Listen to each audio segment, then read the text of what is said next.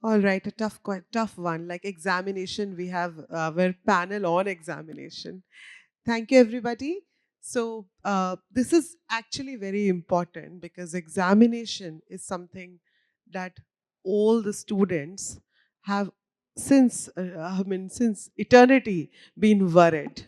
So we have a wonderful panel with three principals with us, one author and one digital revolutionist, I should say. So I have some question that I've prepared for our panel to answer so that our audience can maybe learn from them the best practices that they have been doing. So first question goes uh, uh, to Mr. Anshul. Sir, how are digital tools being integrated in your assessment strategies at your school, and what impacts have you noticed by introducing the digital tools that students have on them? Hello. Hello. Uh, in fact, technology has now been the backbone of the schooling system as such. In fact, I must say it's the backbone for the life now for all of us in every walk of life, and education is no different. So, with the integrating technology and the edtech companies coming in, there's a lot of changes happening in the way assessments have been happening, the way examination has been happening. Tools which are for faster testing, for precise testing, I must say, and also identifying the key learning gaps. In fact, I must say that the original idea is to customize and present the things as per the need of each child, which to do in a physical classroom environment is next to impossible. So technology has not been is not been a major factor. The major factor is customization, and technology is the only answer to it. So it's like, with changing times, if we are not changing with technology, we'll become obsolete. I'll just share a small example, and quite often do I quote this. When the game of basketball was invented long back, when it was invented, for the first 17 years, the game was played like this: when the ball was put into the basket, so there was another team of three people who used to climb the ladder and take out the ball out of the basket, and then the game used to continue. For 17 long years, the world played basketball like that, until unless when some smart gentleman came out with a solution, and he said, "Let us open the basket and let the ball fall down." And you know what? When the solution came, it was picked up like a fire. But uh, the people who were still resisting that change were those three individuals who used to climb the ladder because they thought they'll lose the job. So with changing technology, if we are not changing, it's will become obsolete. Anyways, as we have been using technology in our day-to-day life in school, for the assessment, as I told, that it has been very precise. The results have been very encouraging. When sitting in the same classroom, when on the tablets, if the children are getting different remedial questions as per their requirement for the remedials, and different learning materials, sitting in the same classroom, and they're able to bridge that gap, which is again an individual gap for that child. That's what technology has done to our classrooms. Thank you. Thank you. So kids are happy because they're getting customized results and Surely. customized questions are being asked, Surely. definitely. Mr. Isa, next question to you. Uh, as you know, UAE has been promoting inclusion, and students of determination are, we have to be open to them, and we all are doing differentiation so that education is really, what can I say, is personalized to everyone and helping students of determination, break those barriers. So, have you noticed some important changes, particularly in students of determination, by using digital assessment, where the barriers that they have been facing could be broken, and you are able to assess them much better using these technologies? Give some example from your school for our Yes, audience. definitely. Now, currently, for us in Nasim School in Bahrain, for us, our approach is students first. Okay, so our classes are particularly the discussions and everything that we do and held in our classes are led by the students themselves.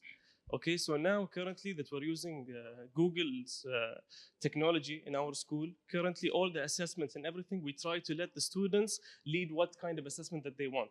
They lead the discussion and they eventually lead to the answers that they want to reach to.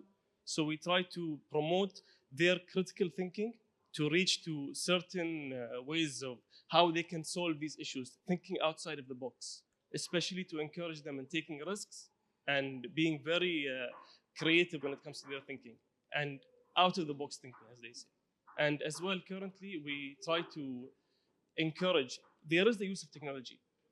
We try to let them use technology as much as possible because we know now it's a digital age and technology is evolving constantly and we have to use these tools, we have to utilize them or we're gonna like fall behind the curve and we have to be ahead of the curve and let the students excel in this matter. So now if you use technology, there has to be a perfect balance of using these technologies to tackle these issues. However, you have to also be really mindful that there has to be a physical touch, there has to be physical feedback from the teacher and for the student. So the student doesn't feel like a robot is just assessing them. They have to feel that sense of feeling that yes, there is a feedback and there is a kind of discussion how they're reaching this solution by themselves. So a balance and a Yes. guided approach of using digital Yes. assessment techniques while teacher is there and she's giving the feedback, Yes. right? And that's just technology is just a tool, not the teacher itself. Exactly. Yes. All right. Yes. Agree. Thank you for sharing. Miss Miss Natalia, would you like to share certain example of your school's inclusion policy and use of digital assessment? First of all, good morning, everyone. It is a great pleasure to welcome all of you here in the World Educational Summit. My name is Natalia. I'm a principal of Woodland British School. To be frank, this topic is extremely interesting for me because during last 15 years, I'm working deeply with assessment and also with data analysis. Regarding assessment, and in general, it is not a secret for anyone that current world develops very fast. And for us as educators, we also need adjust our curriculums, adjust our assessment to meet the needs of our students. Currently, as educators, we have great opportunities to use assessment, not just like standardized assessment. We can make it differentiated for all groups of students.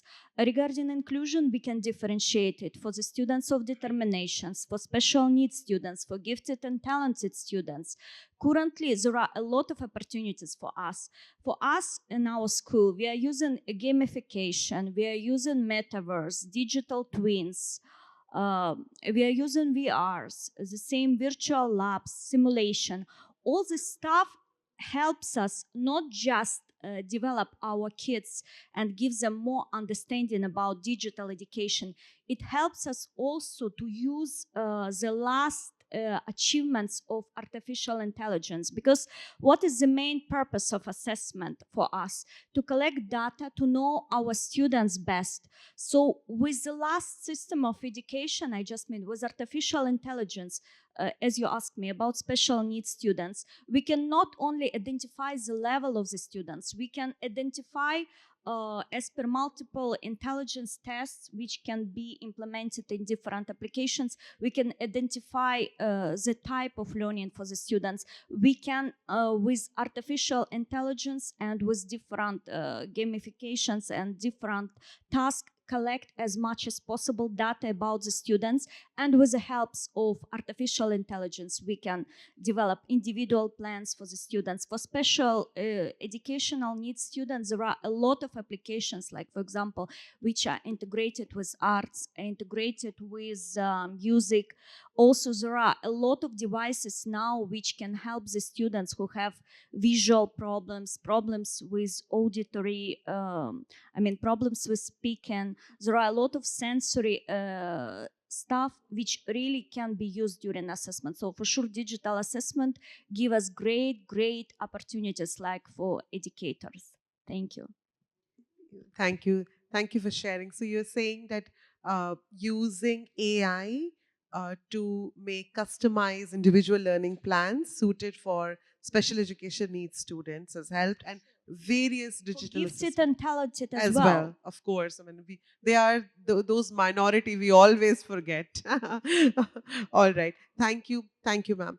So I'll come to Dr. Brijesh Karya. Like I said, I use the word digital revolutionist through his That's so company. kind of you.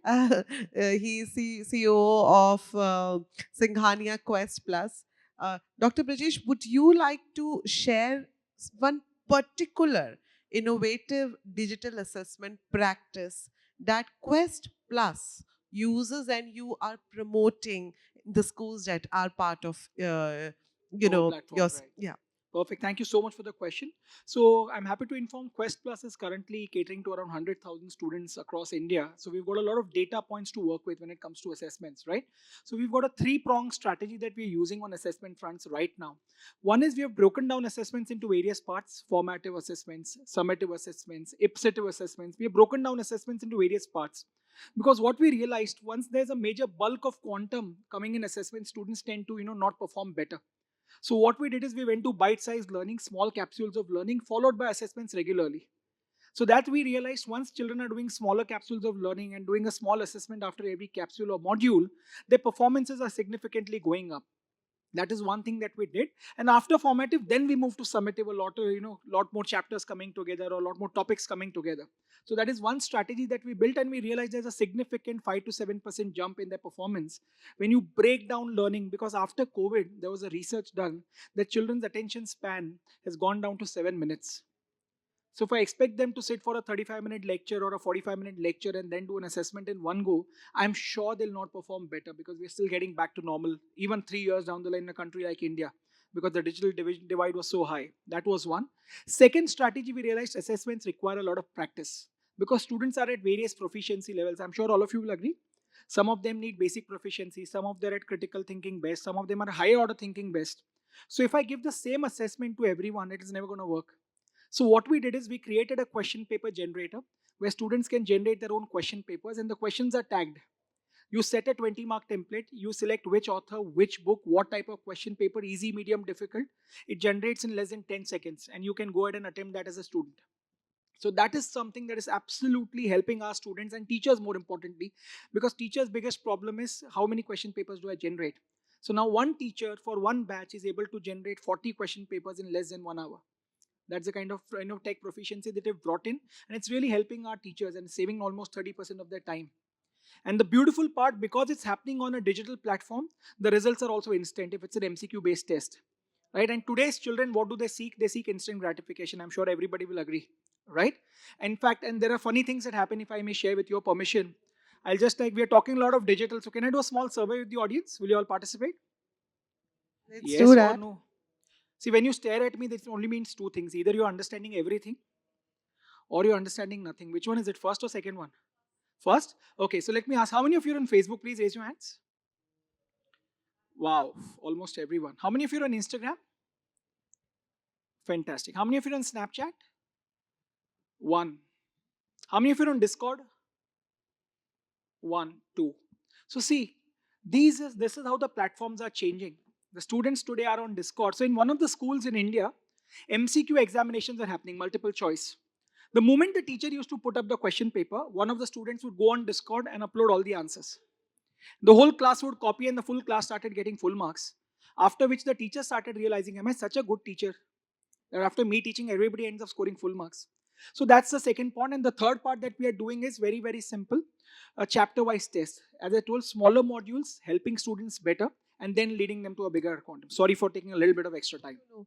So basically, while Quest Plus is designing the teaching material, assessment is an integral part of Oh, it, and you yes. think about the child and then make it formative, Absolutely. summative, and then s- end of Chapter. unit. Yes, absolutely. Wonderful. Well, we have also a teacher and author with us who is into adult education, and I mean, I would like to and. Honestly, adult education, the reports that I have read is that with time we will see more and more mainstreaming of adult education. Everybody, I mean, it's not just making someone literate now, but also continuous lifelong learning and continuing with that. Well, what have been the biggest challenges in moving towards digital assessment in adult education? I mean, and how adults are taking it, the whole concept of assessing them using digital tools. What is your experience about it? Thank you very much. Hello, everyone. Since I'm not included here, I'm just going to introduce myself. My name is Hane Halilovic. I'm from Sweden. I lived there for the past 35 years, but I'm born in southern Iran of Baluchi descent. So, having the experiences from both this region and growing up in Sweden and seeing the wonderful opportunities that I've been given and privileged with, and hearing those interesting, really fascinating and inspiring inputs that you have shared here, it's eye-opening, really. So I want to give you a perspective of my Swedish, let's say, background and experience, since it's always been a natural part that you have lifelong learning included, right? So even after when people are done with senior high school or upper elementary school, you're always given a second chance of improving grades before adult education and higher education. So that means if you failed senior high school levels, you can go between the middle section, reach up your higher grades, and be eligible for higher education. But that's not the problem. We're here to discuss whether we can assess or not. And I'm telling one thing. I'm here to just to give you some perspective on what it looks like from an outside perspective. What we have done now is that we have moved the standardized testing and basically digitalized them. So what are we testing? We're doing exactly the same thing, meaning that we are checking and finding out the abilities of somebody's abilities of understanding the test, how well they manage that, right? So we have to remember, I mean, one thing that is very inclusive in Sweden is that Howard Gardner's theory of multiple intelligence is highly respected and established. So we have to somehow include as many of our students, adult or minor, doesn't matter, as much as possible. But how do you test students? Their knowledge. Is it actually the knowledge you're testing, or is it their ability of understanding the test? Just like an IQ test. So I like the examples you gave with the instant gratification, with the instant results, and that's where we are transforming to in Sweden. And we have also this entire lifelong learning thing going on. So that means adults can shift now from one occupation to another. During this century, we are expected to change our career paths at least 5 times. That's where we are taught in Scandinavia, at least. You're never done. So you have to keep on learning all your life, right? There's a lot more I could add on to this one. I know we're short on time and everything. Okay, great. So what I just lost my train of thought because I wanted to add something on everything that you said. Yeah, yeah. Yeah, learning for life. But one thing we have to also remember, I mean, teachers need to also follow the pace. There's a shift going on where teachers are not the sage on the stage, but they are actually the guide on the side at all levels. So our children that are growing up in this information age, where ideas and innovations are the currency of our time, how are they going to be unique when they have the same tests that are showing the ability of memorizing short-term memorize the facts that they have to get back? So we are slowly, I can see you are way ahead in India and even further away here. So this fusion of the global south, I think is really inspiring and bringing the development forward. So the mixture of ideas, the mixture of, let's say, globalization, that's the hope for the 21st century. And keeping in mind the AI as well, it's I mean, highly remarkable tool that can help us, help our students reach further and reach their highest potential. However, we have to also remind ourselves, we are building AI. It doesn't have all the different parts. We have akul, the intelligence, right? We have our heart. I'm not going to take it in Arabic now. And we have also the soul, right? And we have also the nafs. So we have several parts. AI doesn't have that. So we always will need the educators. We will need the principals. We need the teachers to be there as a full part and assist, use AI as a tool, but never let it take over because it's purely built on intelligence and logic. And that's not enough to be prepared for this century.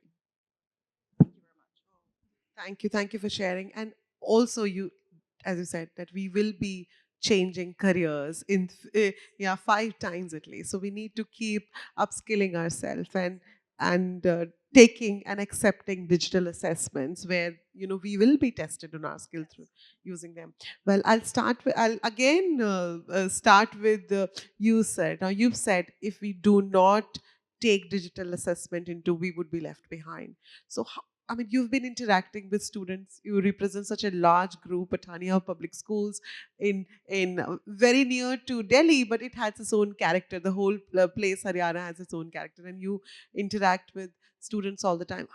Where do you see the future of school examination over the next decade in response to these technological advancement happening?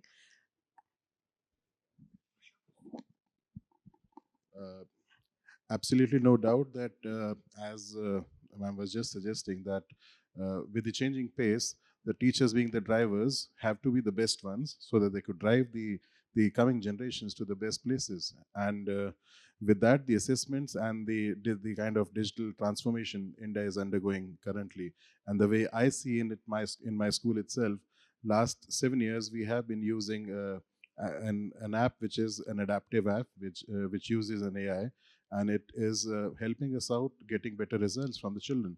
The moment a child is answering some questions out of it and he gets his remedial as per his own requirement, obviously it's not only his temperament which is growing better, and we are not only serving him individually, but also, as very rightly told, that traditionally you cannot test a fish to climb a tree, and you cannot test a bird to swim under the water.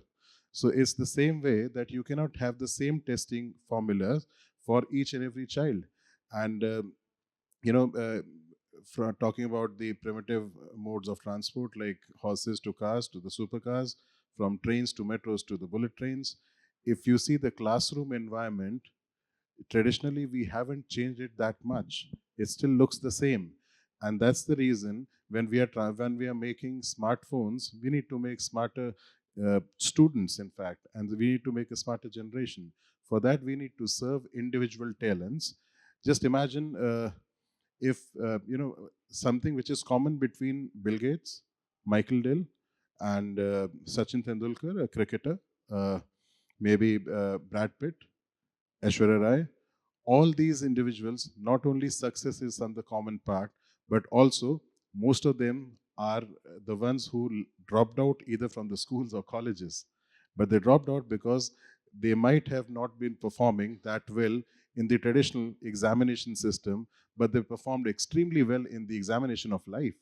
And that's exactly the point, that the future belongs to not only a standardized testing. In fact, the inventor of standardized testing, Mr. Frederick Keller, he initially told that this testing which I've invented, which is the MCQ based testing, he says, I've invented this so that we could check the minimum level of appearances, whereas we are using it at the topmost level to test the children. So that's why the digitalization of examination is a very important aspect, and of course each and every school, I'm sure, is trying to get it digitalized and customized to each child's requirement. So we will have different problems And from. for sure, Sorry. I'm just like to add on one more thing. Digitalization also does not essentially means only to make it customized, but also using a varied variety. Like in our school, we're using metaverse and we're using gaming. I'm very happy to see one of the vendors here who's customizing the gaming part of it. Yeah. Okay. I don't know whether my answer was that hot and Your and answer has and put it bringing on fire. fire. That's It's what. But one thing is for sure, Had somebody come, he would not have informed us that quick. The alarm is a digital sign of it. Thank you. So, I think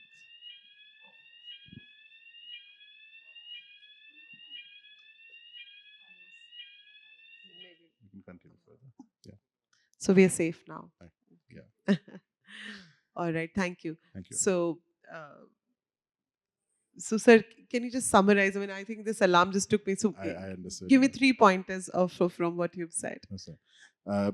As I told that one is more important than digitalization is the customization Customization. as per the needs. So it would cover children with special needs. It would cover children with different talents to identify that, of course.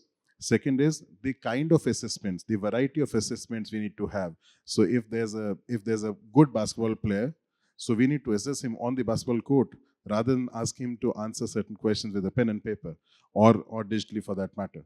And of course, the third part is not only that, but to nurture also to his requirements for further growth. So that's what exactly, these are the three key pointers which I would suggest. And the only answer to all these three key points is digitalization of the assessment system. True. So digitalization will be, or the technology is the answer. So we'll have a world where every child is individually assessed. The assessment is customized on for them and their talent, and not just their certain basic level of skill, but rather And talent. as I was just sharing the one of the mobile apps which we are using for assessment, as Mr. Sangania Mr. Rick was also Dr. Karya. Dr. Karne was saying, uh, of course, they have developed a wonderful app which is not only reading the QR, the multiple choice questions, but also reading the handwriting of the children. So so AI has come to help till that level. So when the handwriting is being read, so it's no more a handcuff for any of us for going for a detailed assessment or a summative assessments. So now we are going beyond the formative assessments and for the summative ones. So last 7 years when we have been using this app, it has helped us drastically to get better results. Thank you. Next question is from Mr. Isa. Mr. Isha, can you share certain strategies that you use in your school for data protection and data privacy? Because as more and more digitalization of teaching and learning is happening, there is always a risk of the data privacy. So how's your school group tackling this issue? So, firstly, when it comes to data, at the moment, what we're trying to do is, or yes, there is a huge shift that where everybody is shifting to a more digital type of assessment. However, at the moment, what you're trying to do is there has to be a certain type of uniqueness when it comes to examinations. So you can't just rinse and repeat all the examinations that you're giving all the students. There has to be a kind of human touch to make sure that this certain assessment is unique to the next, let's say, the next class that gets the same assessment. Okay, so if let's say AI takes a front seat and he is in the driver's seat and he's creating all these examinations, AI is known to be repetitive.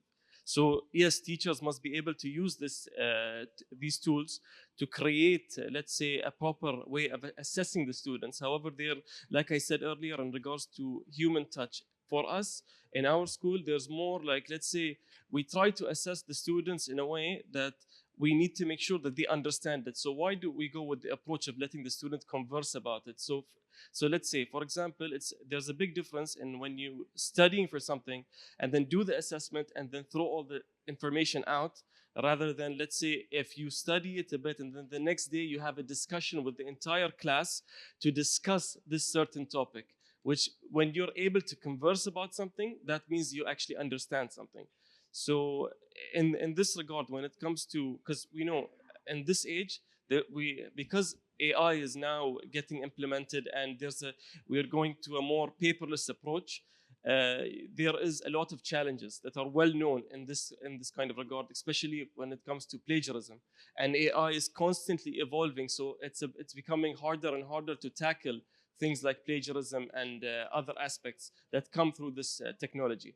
However, just like how these tools are constantly evolving, I'm sure that eventually there will be like tools that will help teachers, that not just only it will, of course, help students and it will help teachers. So, for example, in a way of assessment now, like especially after COVID, we noticed like a huge drop when it comes to the way how social interaction comes with students. So we firmly believe in the aspect of public speaking. We firmly believe in, let's say, for example, you can use these tools. Use these tools to make your assess like your presentation as best as it can. But the most important thing is, are you able to present it in front of your peers and show that you have a solid understanding of the topic? And other than that, like since now examinations, like because that you know that the attention span has dropped completely, like after COVID. So now when it comes to studying pages and chapters and all these things for an examination, and the end of the day, let's say if you encourage more like open book examinations, because the tools are there, you can use the tools, but this is your assessment. Try to complete this assessment using the tools that you have with you in, let's say, a duration of an hour and a half or 2 hours. So I believe with these techniques, it can be on par, and this makes it not the education system does not lose the human touch, and it excels with using all these technological advancements that we're seeing in today's age. Thank you for sharing with us. So AI would not only what to say scale up the students but also teachers as well. So Yes. they would have parallel skills developing to tackle the various challenges that they might consider, Yes. so that the skill is properly developed. It's not just AI developed skill that is being presented. Correct. Right. Correct. All Yes. right. I'll quickly go to Miss Natalia. Would you like to share certain policies that you have put in your school about academic honesty, particularly after AI has come up? Well, I was in IB. We used to send so many letters to schools that how to, tackle either the use of AI in extended essays and CAS, because students will use. Myself, when I did my master's, we had this tool called Turnitin, and we would actually put our assessment there and ensure that nothing is plagiarized. How are in your school, as head of school, you are promoting academic honesty while you know the students have access to all kind of tools? To be frank, nowadays it became challenging for us. All our schools, for sure, we have our safety policy, and we deliver for the students continuously the information that they must not cheat, that everything must be organized in a proper way. But from my side, what I believe, that assessment must be really near to real life, because just when we give the students some theoretical knowledge and check the theoretical knowledge, it is not the guarantee that the students will be able to use this theoretical knowledge in future. So the best way, I'm thinking, to avoid such stuff like using of artificial intelligence during the answers for the questions, to give the students some kind of creative tasks or tasks which are related to real life experiments, I just mean simulations, different stuff, which really demands human touch, as my colleague tell, and mind. Because, to be frank, even essay, it's possible now to make it all with ChatGPT and so on. And sometimes even for professionals, it is very difficult to identify if it was written by machine or by person. But when we give specific tasks for each students individualized, and also the tasks which demand from the students some kind of product which need to be done by them, it seems to me it is the best way to avoid such cases. So, as a head of school, promoting that whole concept of academic honesty and taking pride in Yes, your for own. us, usually, like for example, if our students have some tasks, some projects, the presentation is the integral part of it. Because, if you are just making some job and at the end you are not able to present it, to show it, the students will not give enough attention for this. But if, for example, they are writing an essay by themselves, and by the way, to be frank, writing an essay, I prefer it in a standard classical way, but every job must be finished with presentation. presentation could be different, digital. Our students, for example, they have now currently Woodlam TV, they have radio, they have magazines, they have in Instagram, big blog. So all this is product of students' work, and it is really creative work which can't be generated by IG. So this is what we are using for now. Thank you for Thank you. sharing, both of you. Well, both our principals are sharing that not so there should be a holistic aspect of assessment, not just written, but they're presenting it, and hence so there will be less chances of them copying from somewhere. No, we need to use digital assessment, for collecting data and analyzing data, because it is very important for us to have a deep knowledge about our students. But at the same time, there are some tasks which we need to know how the students are able to use their knowledge in real life. And this what demands, human touch. Human touch. Thank you. Dr. Brajesh, would you like to share some experience from India where, because you're working heavily in tier 2 cities, tier 3 cities, for those who do not know tier 3, cities, this is how we have been traditionally labeling Indian cities, tier 1, tier 2, tier 3. And we both have worked in India, and we have seen that tier 2 and tier 3 students are aspirational, families are aspirational, and whatever you bring them, they take it. And I mean, they are outperforming everyone of tier 1. So share some heart-touching example that you have seen while you have been working in tier 2 cities, and the students and teachers, what are their passion like, particularly about digitalization of Oh, teaching and definitely. learning. Would love to. So basically, in India, if you go, there are 5 to 6 metro cities, which are, top of the funnel, absolute fantastic facilities, infrastructure. But the moment you start traveling away from those metro cities, the tier 2, tier 3 cities start, which is where actually the aspirational India lives. And believe you me, the kind of transformation that is happening in those cities is just unbelievable and second to none. The kind of tech that is used, because for example, I travel across India and I've seen small towns, students are learning coding, AI, machine learning, and writing their own applications. In fact, there's a town in a state called Punjab, and it's supposed to be a farming state, right? A lot of farmers in India come from that particular state. There are children in grade 7 who have written applications on soil analysis. How do you identify a particular type of soil and it is suitable for which type of crop? To that extent, people are planning. Secondly, they are becoming global citizens. I was doing a session at a city called Patiala. One student in grade 8 came and asked me, sir, which institution is better for me? IIT Mumbai, that is Indian Institute of Technology Mumbai, or Indian Institute of Technology Madras? What should I plan for? A grade 8 student is planning for an exam 5 years down the line. So these are the kind of aspirational values that we are seeing. Third, when they're traveling abroad, there's a major outflow of students traveling to various universities across the world. And today, students are global citizens. That is one of the biggest trends that I'm noticing. They are aware about universities. They're about what are the kind of clubs working in those universities, where do people live, what are the kind of degrees that are available.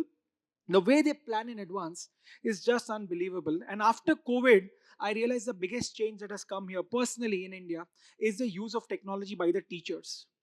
That was one factor always before COVID. Why technology? That used to be the question. Now it is which technology, if you go to any school in India. That's a fantastic thing, because COVID made us realize that you can't survive without that.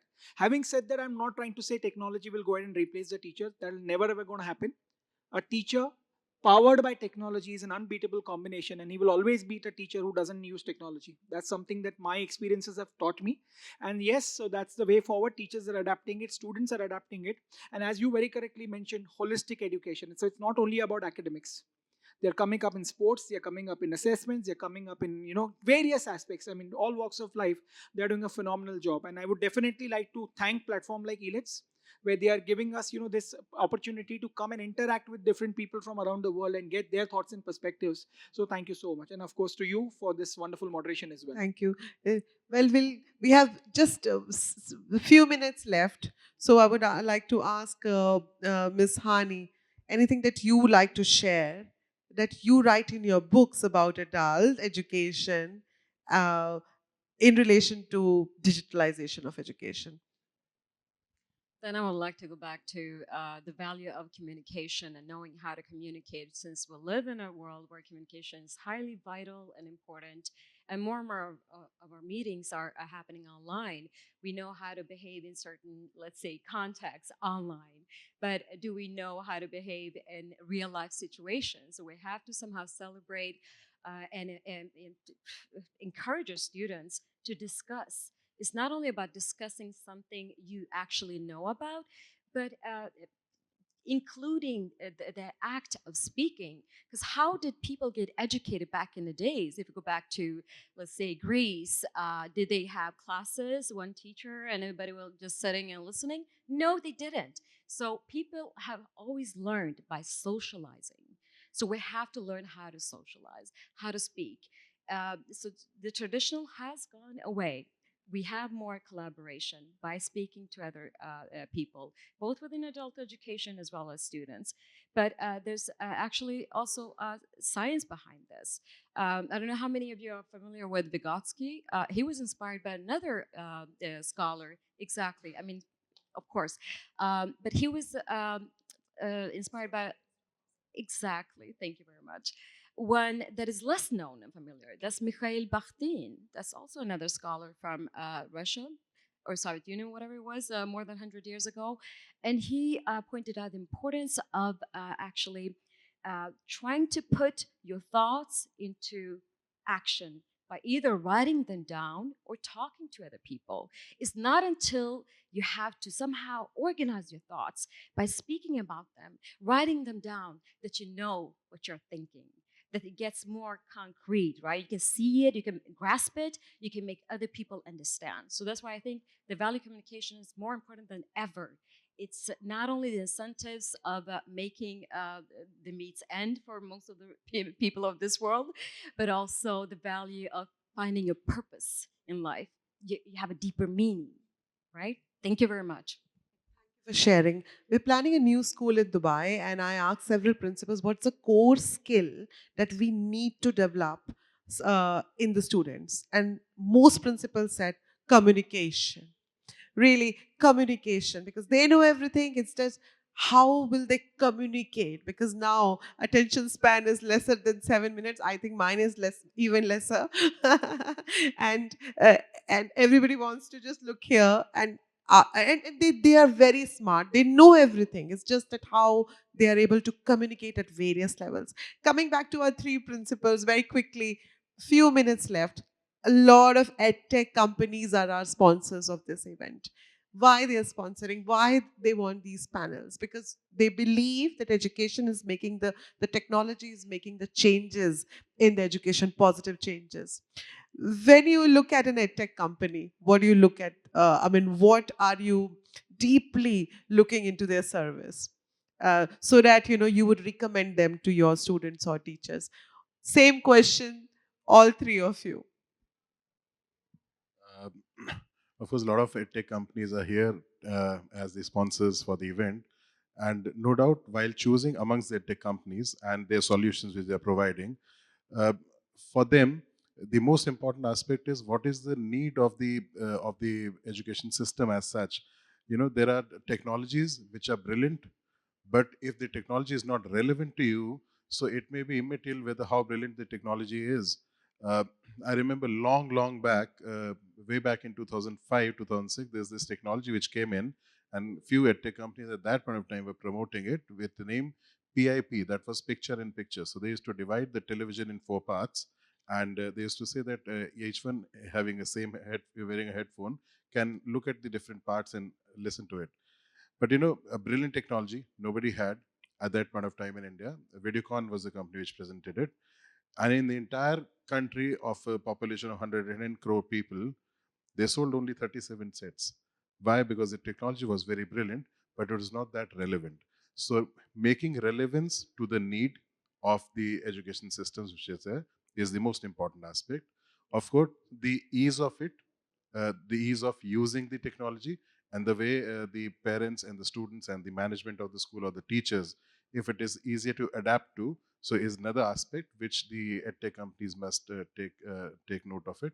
And no doubt that apart from the adaptability or the customization or making it more relevant to the schools, most important aspect, it should be futuristic as well, which should be sustainable for a longer time. So these are the three major things which usually we look at while choosing the correct edtech solution for the school. Thank you. Mr. Isa. Thank you. Yeah, so basically, when it comes to technology in general, and especially education systems, the one of the main things that we see is, let's say, convenience, okay, and how can it benefit the way that how we educate the, let's say, the students, and as well how much can the teachers actually use this tool to implement, because it has to be efficient, it has to not be overcomplicated, because when it comes to, especially when it comes to tech projects and implementation of software in a school environment, it's not like something that you can say, I want to implement the system, okay, done, tomorrow it's set up. No, it actually takes time. Implementation is key when it comes to it, and it takes time when it comes to training not only the teachers but as well as the students, because the teachers are key when using this type of system. So no matter what kind of system it was, if it was for, let's say, assessments, if it was something in regards to how you can provide information to the students, the teachers have to know how to use the system before how they can actually teach the students how to use these systems. But however, if it is, like my colleague said, it's sustainable, and it can be held there and stays there for not only a year or two, and then it just becomes like something that you can't use anymore because another technology surpassed it. It has to be a type of software that you can use for a very long time and actually embed into your techniques when it comes to educating students and as well as the teachers. Okay. I agree for sure with all my colleagues, and they mentioned most of the criteria which we are using when we are choosing, digital technology for our school. For sure, it must be user friendly. It must correlate to our curriculum. It needs to include innovation. I just mean currently, for example, we are interested in VR, in metaverse and digital twins. I just mean it needs to contain some innovative parameters, and for sure it would be nice if it will provide us full data regarding this, that it will help us to get to know our students better, to improve them, and for sure gamification, because gamification can help us to make our lessons more interactive, interested. And the same for primary school, for example, it will make students more motivated to study, and to use these applications even outside the classrooms.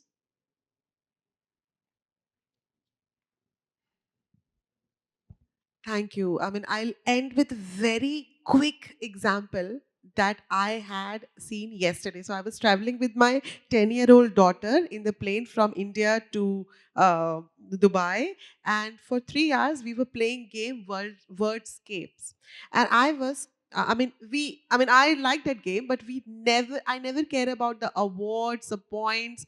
They mean nothing to me. But my daughter, she was only interested in collecting those stars. And what I noticed when she put that game onto her iPad, they asked what is the mission, and she said something about animals, and the whole award system was about animals. And I mean, she was going back to those awards again and again, looking at those pictures, those pet, etc. And I was so fascinated that how this child is totally engrossed in this game, and it was a 3-hour journey, and we really had a lot of fun. So gamification, their passion, and they all want to learn.